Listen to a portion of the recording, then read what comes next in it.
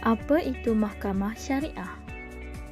Mahkamah syariah adalah mahkamah yang membincangkan hal orang Islam sahaja dan hanya dalam perkara agama, diri dan juga keluarga.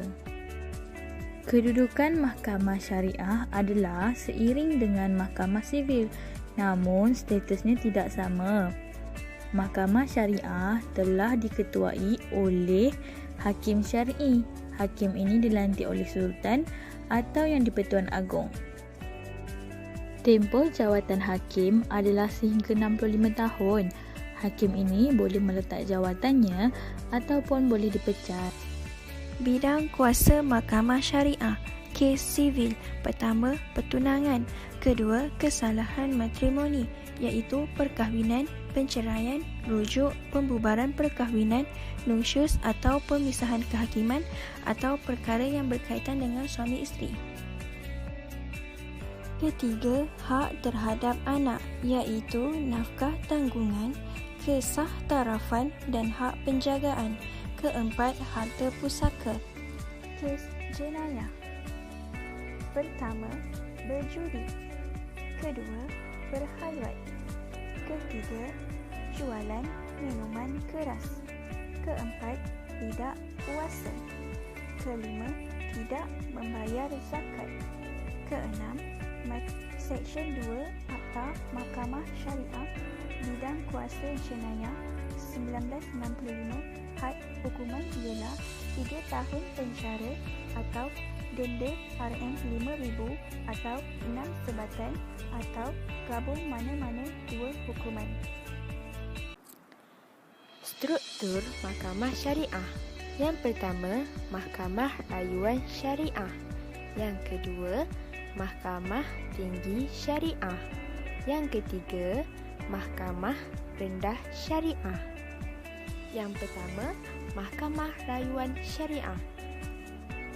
Keputusan Mahkamah Rendah boleh dirayu ke Mahkamah Tinggi sama ada sivil atau jenayah.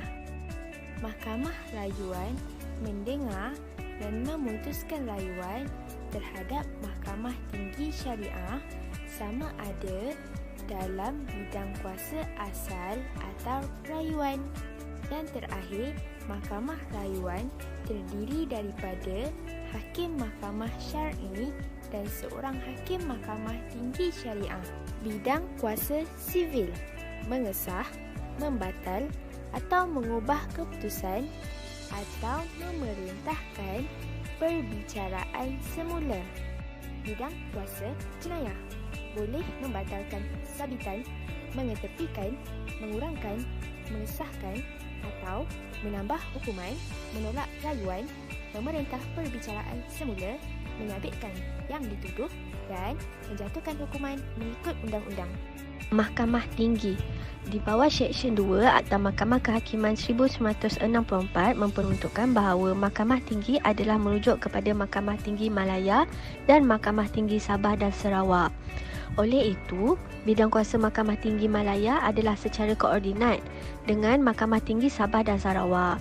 Secara umumnya, Mahkamah Tinggi Malaya akan mendengar kes-kes dan pertikaian-pertikaian yang berlaku dalam bidang kuasa Semenanjung Malaysia.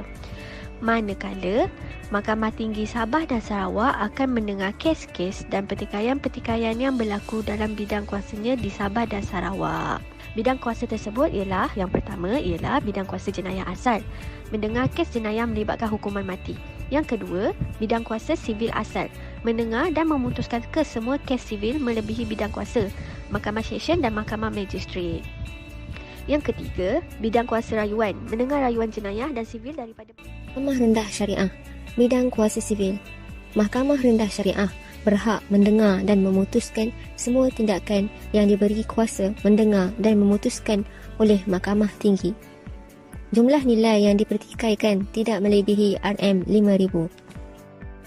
Bidang kuasa jenayah.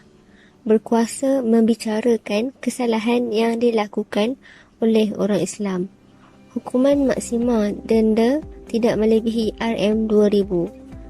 Penjara tidak melebihi setahun.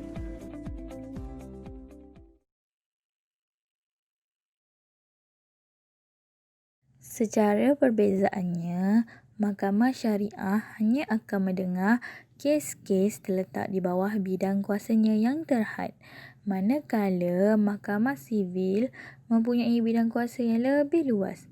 Pertarungan ini masih berterusan selagi mana Malaysia mempunyai dua sistem mahkamah. Maka, hendaklah pihak-pihak berwajib memikirkan bagaimana menyatukan mereka demi keadilan semua.